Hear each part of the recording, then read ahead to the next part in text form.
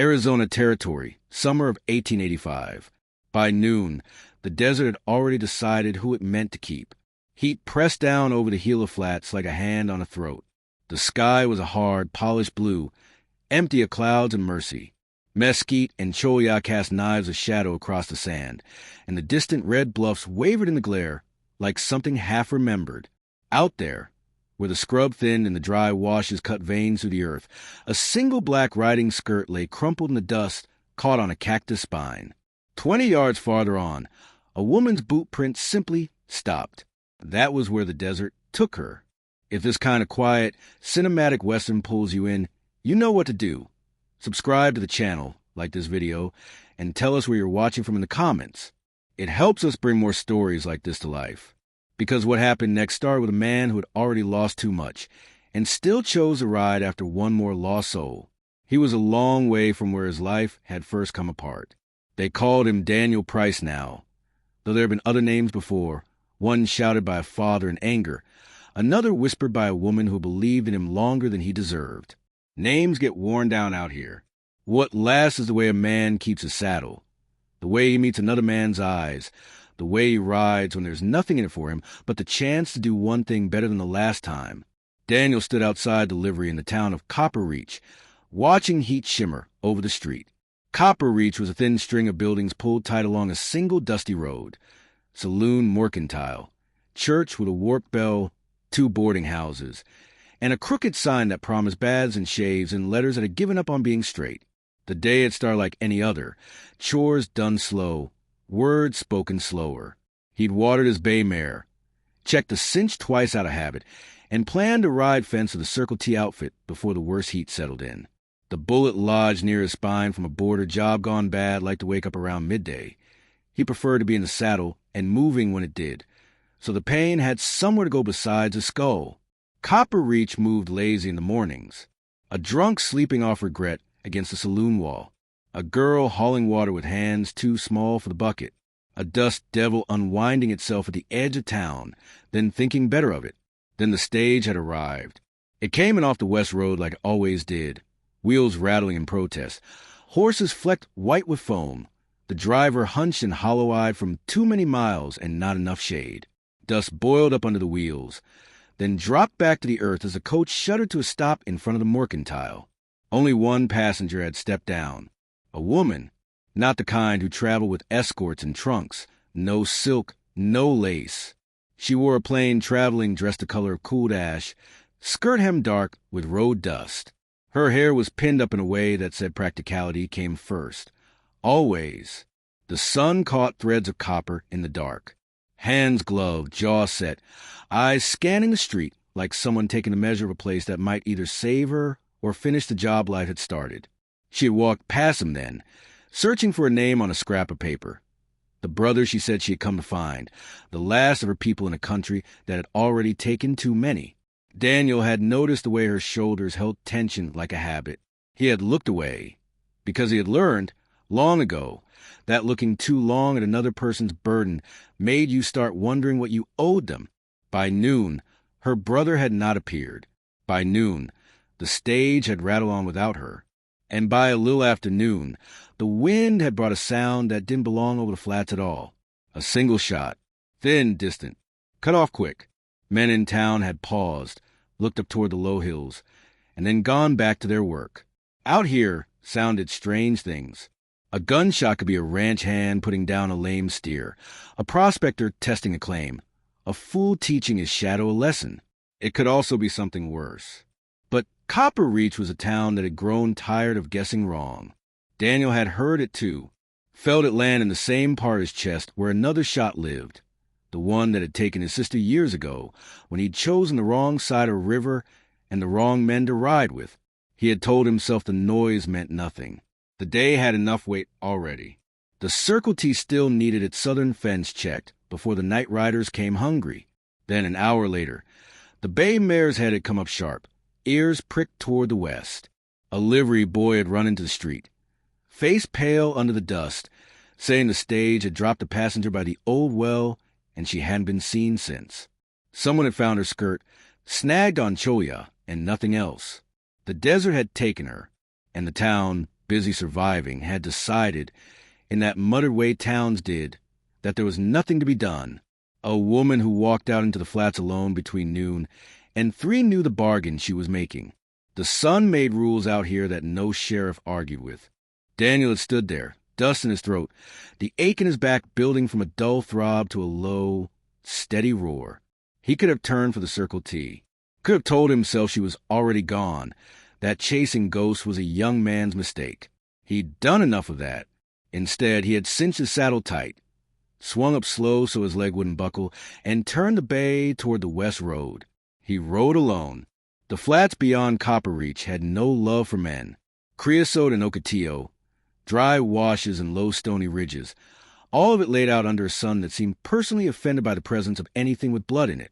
The wind carried the faint stink of something dead a mile off and the sharper tang of hot iron from the far tracks where the railroad was stitching its way through land that had not asked to be sown. Daniel kept his eyes low, reading sign. A single set of boot prints leaving the stage stop, then the sharper imprints of a small heel where the ground softened.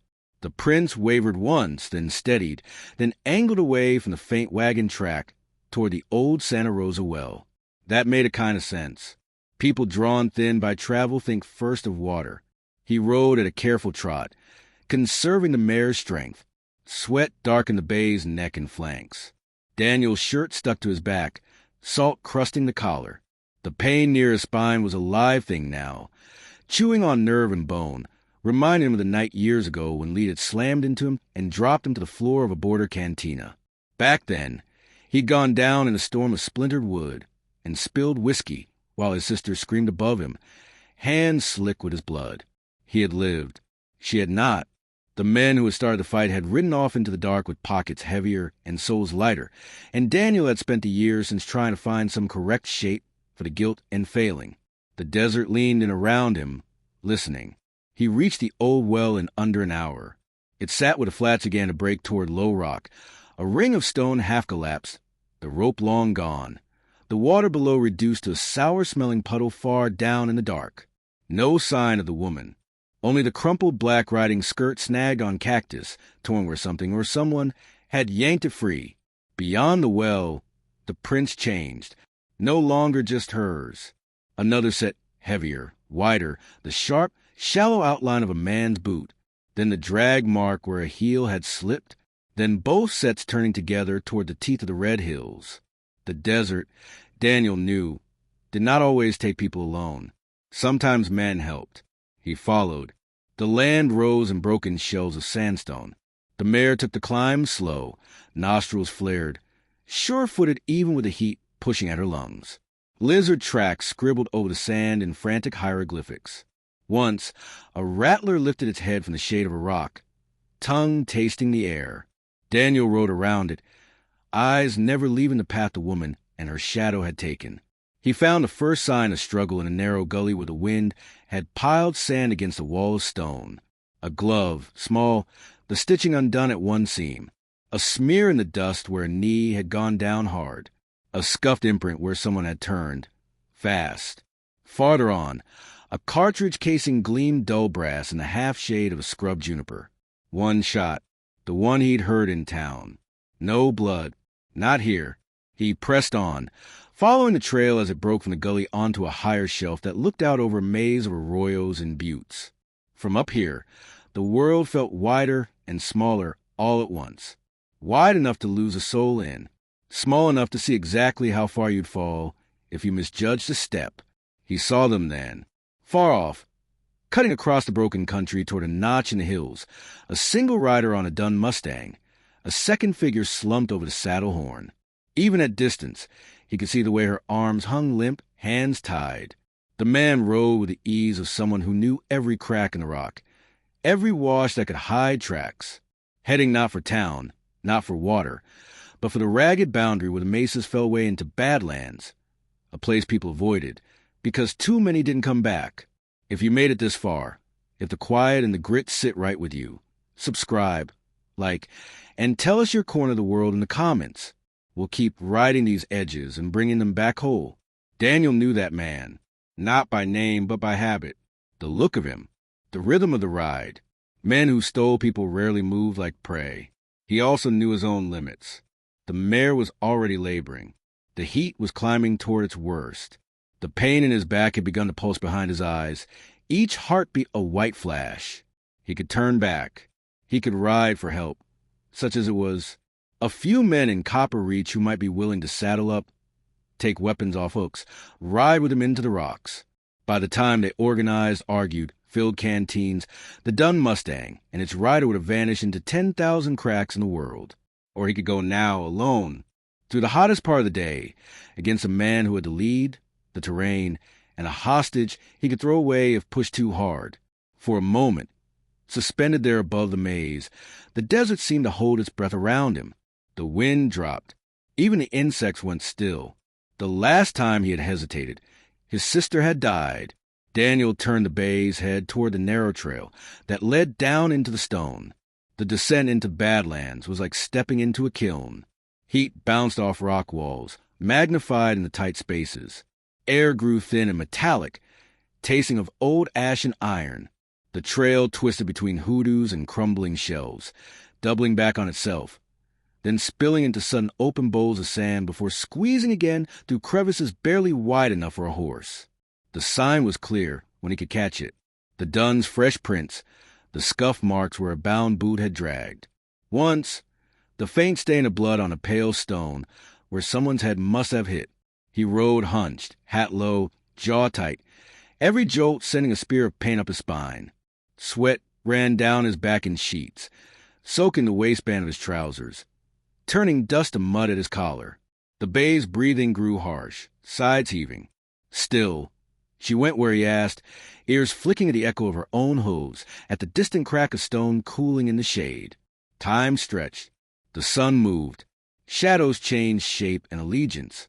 At one point, a narrow ledge crumbled under the mare's hind hoof, sending a shower of rock clattering down into a slot canyon 15 feet below.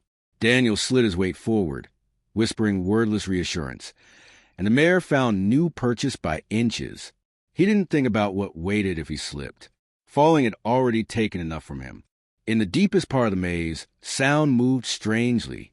A man could be 2 turns of the trail away and sound like he rode just behind you. Once, Daniel heard a rough shout, cut short. He couldn't tell if it was ahead or echoing from some side passage where the wind played tricks. He kept following the freshest sign, trusting the small, practical compass that had kept him alive through a dozen bad decisions and their consequences. Finally, in a shallow basin ringed by rock like an old amphitheater, he found the Mustang. The dun stood blown and lathered in the thin shade and overhang. Reins looped over projecting rock. Head down. No rider. No woman. The sand around the horse bore the marks of movement. Boots scuffed deep, knees driven in, a heel dragging. Tracks led away into a narrow slit at the far side of the basin, barely wider than a man's shoulders. Daniel dismounted, legs trembling with fatigue, back a live wire of pain. The world swam for a moment at the edges. He put a hand on the bay's neck, felt her pulse jump under sweat-slick hair, then looped her reins loosely so she could rest. He checked his revolver. 6 rounds. 1 knife at his belt.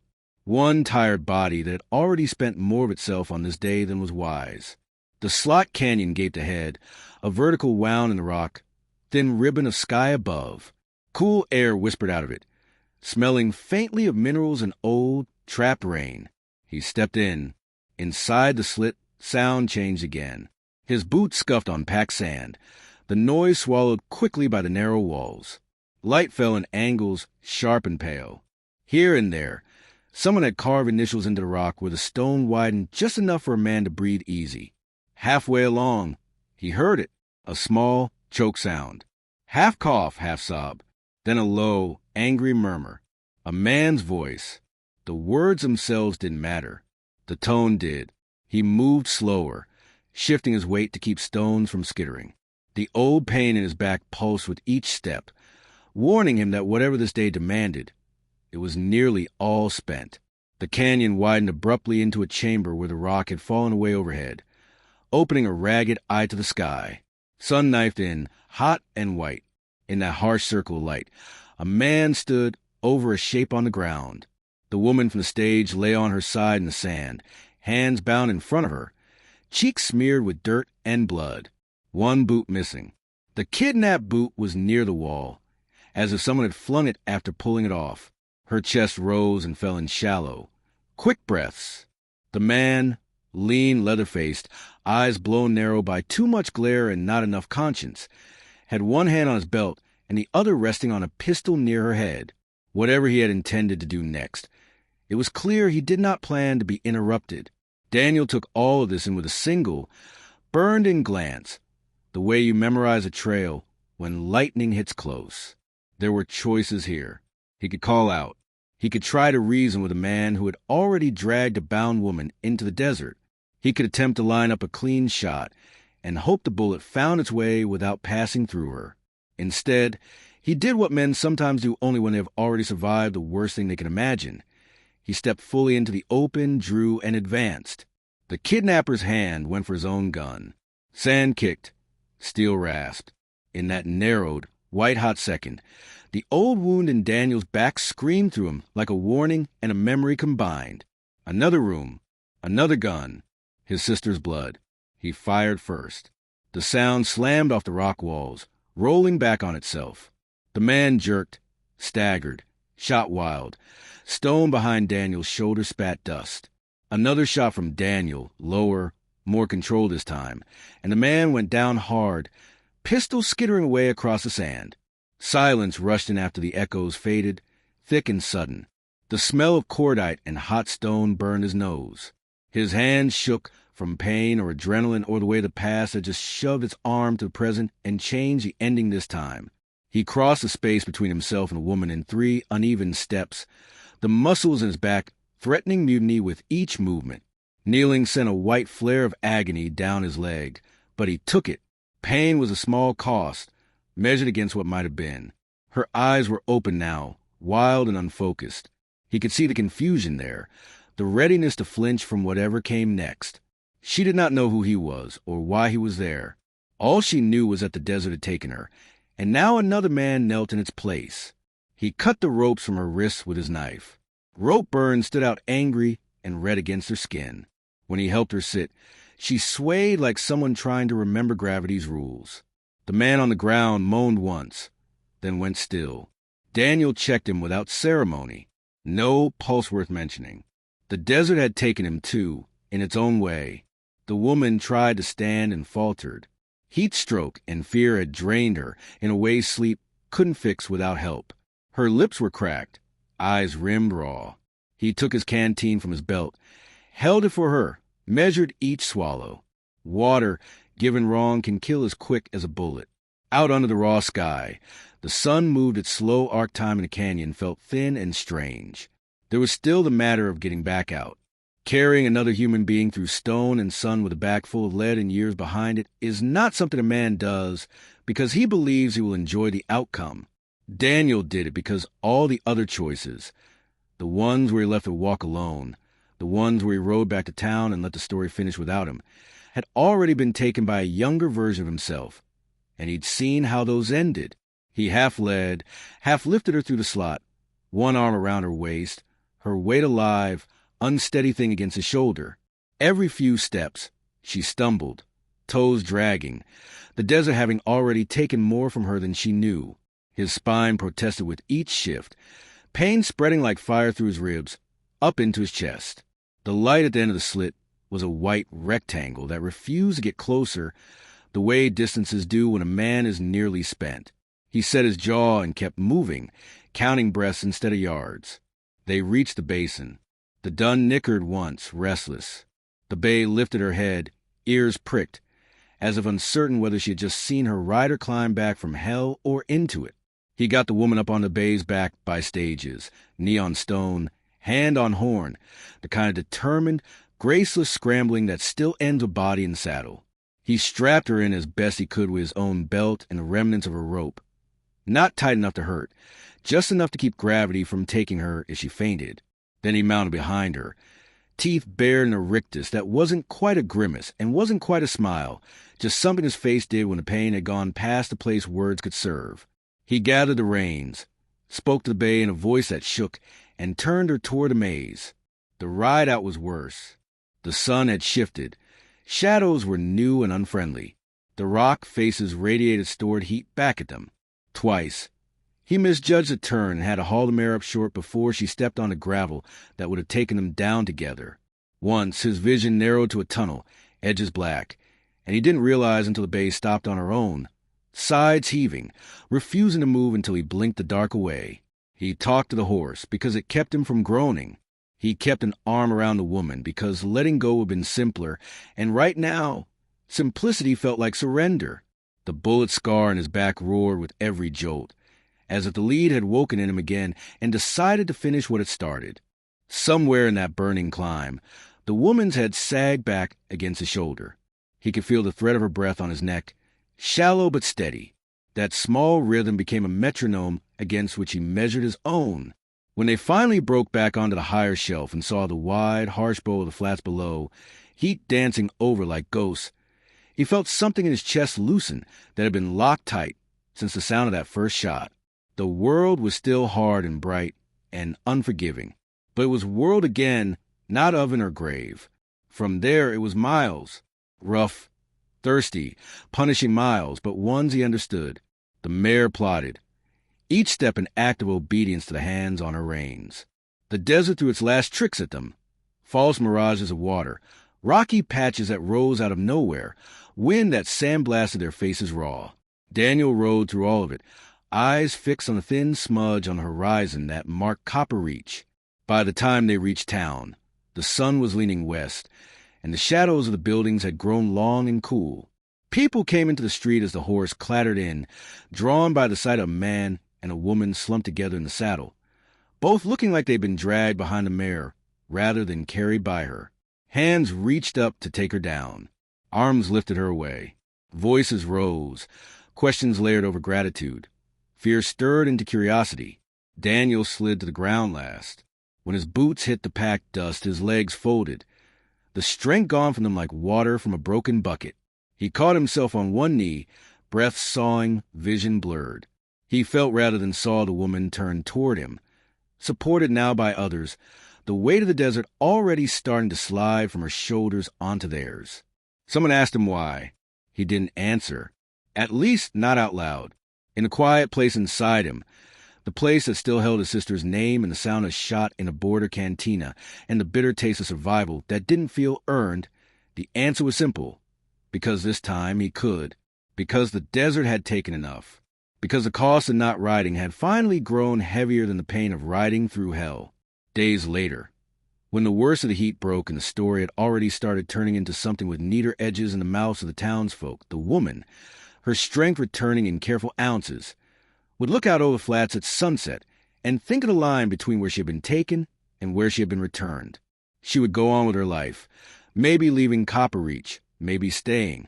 She would write to the brothers she hadn't found, or bury that hope with the others. But she would carry one unshakable knowledge, that on the day the desert decided to keep her, one man had ridden into its teeth and come back carrying more than his own weight. As for Daniel Price, the scar on his back did not fade. The pain did not bless him with forgetfulness. But on some nights, when the wind slid over the roofs and through the alleys, he found he could sleep without waking to the sound of his sister's last breath. Another sound had taken its place, the rough, stubborn breathing of a woman across his shoulder as he rode for the edge of the Badlands. Proof that once, when it mattered, he had chosen to go back into the fire and walk someone else out of it. In a territory that liked to write its endings in bone and sand, that was its own quiet redemption.